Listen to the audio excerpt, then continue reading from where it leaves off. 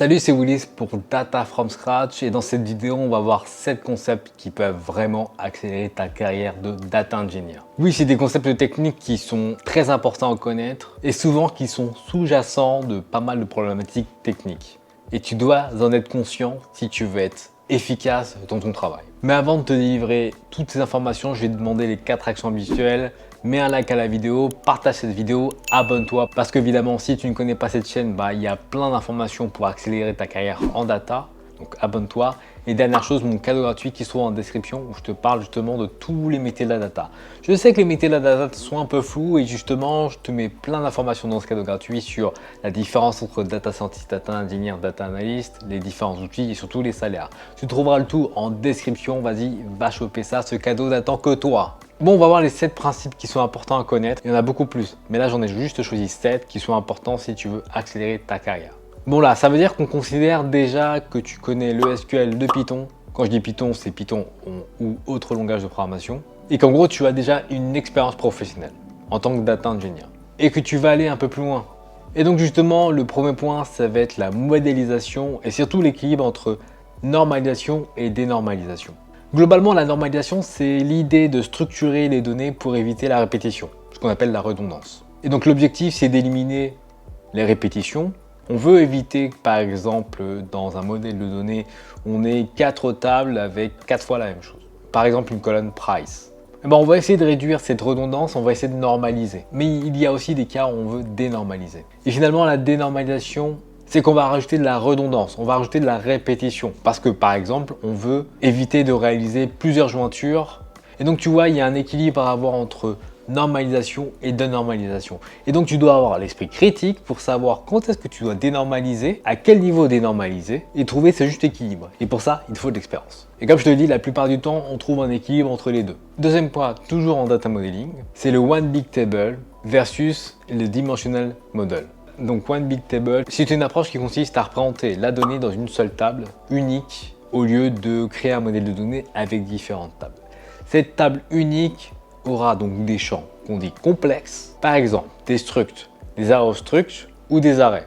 Donc c'est des types complexes qui nous permettent de manipuler de la donnée de manière un peu plus complexe. Ça c'est dans le One Big Table. Et le Dimensional Modeling, c'est le modèle dimensionnel classique qu'on fait en analytique.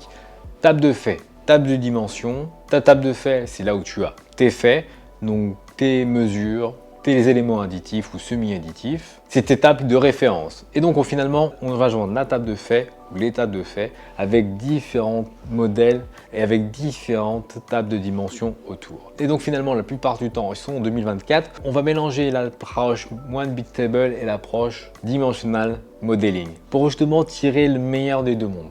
Et le meilleur des deux mondes, c'est d'avoir la flexibilité qu'offre le One Big Table.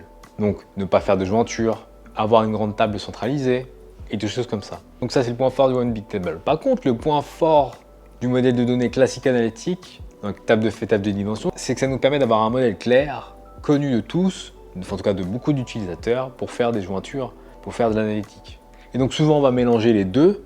On va avoir une étape One Big Table, une étape table de fait, table de dimension, avec le One Big Table avant et ensuite la partie table de dimension, table de fait. Les tables de dimension, table de fait vont être remplies par la partie One Big Table. Donc ça va être à toi d'avoir l'esprit critique, de savoir si sur ton projet, tu devras utiliser cette approche One Big Table qui est de plus en plus utile, surtout avec les outils Big Data et Data Engineering qui permettent justement d'apporter beaucoup de flexibilité. Encore une fois, il te faut l'esprit critique. Troisième point, c'est l'indépendance. Ça fait pas mal de temps que j'en ai pas parlé sur cette chaîne. J'en ai parlé tout au début de ma chaîne de l'indépendance. Mais globalement, concrètement, qu'est-ce que c'est? C'est que dans un data pipeline, c'est la propriété qui permet d'appliquer plusieurs fois une opération sans changer le résultat au-delà de la première application. Ce que je veux dire par là, c'est qu'imaginons tu as un data pipeline où tu prends un fichier CSV et tu l'envoies dans une base de données. Tu dois être capable de faire retourner ce data pipeline plusieurs fois et d'avoir le même résultat déterministe. C'est important d'avoir ce principe parce qu'il se peut que tu doives répéter des opérations, donc de relancer des data pipelines et que tu ne connaisses pas à quelle étape le data pipeline s'est arrêté. Et donc tu dois réexécuter le data pipeline. Et donc ça finalement améliore la résilience et la robustesse de tes data pipelines. Bon, quatrième point, c'est le partitionnement. Je vais pas m'attarder parce que c'est un principe cœur du data engineering. Mais globalement, tu devrais être on point sur les stratégies de partitionnement. Et globalement, petit refresh, si tu ne sais pas ce que c'est le partitionnement, c'est une technique de division des données en segments plus petits et plus gérables. C'est globalement le principe de diviser pour mieux régner. Le partitionnement s'applique dans des tables, mais aussi dans des processus de données, par exemple des data pipelines. Tu vas avoir cette même logique. Par exemple, avec Spark, tu peux partitionner tes data frames, c'est géré quand même relativement automatiquement, mais aussi dans tes tables, tu vas devoir aussi partitionner. Et tu dois être au courant de ces deux techniques. Petit caveat, par contre, maintenant avec les technologies comme Snowflake ou Databricks, le partitionnement est une stratégie qui peut être un peu obsolète. Ça dépend du stade de ton projet, mais pareil, tu dois avoir l'esprit critique de savoir si il est utile ou pas de mettre des partitions, quand mettre des partitions, comment mettre des partitions. Et bien évidemment, choisir là où les colonnes, si tu souhaites partitionner ta table. 5, c'est les formats de fichiers. Oui, parce qu'évidemment, en data, on a des fichiers très connus comme le CSV, JSON ou XML qui est plus vieux, mais qui reste quand même utilisé.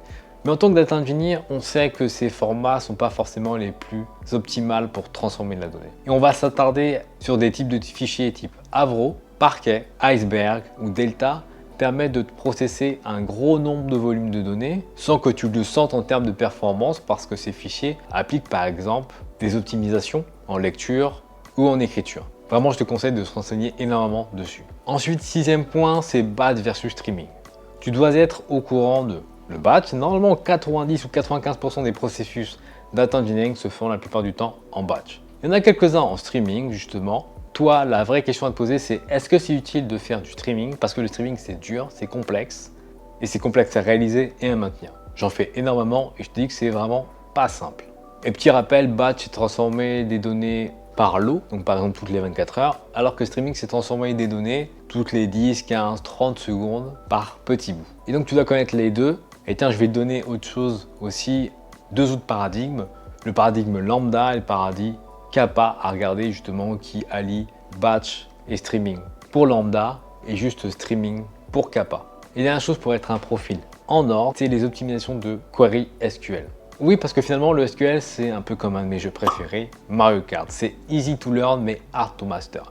Oui, parce que avec le SQL très facilement tu vas pouvoir interroger des tables, faire des agrégations, ça très facilement. Par contre, tu peux avoir une grande complexité en termes de structure de code, en termes d'optimisation, en termes de compréhension de moteur de base de données. Et ça, tu dois être on point, tu dois être au taquet à ce niveau-là. Tu dois être capable d'optimiser une query SQL pour améliorer les performances. Bon, par exemple, quelque chose à éviter, c'est que lorsque tu interroges une base de données, éviter de faire un select étoile si le but c'est de le faire dans un ETL.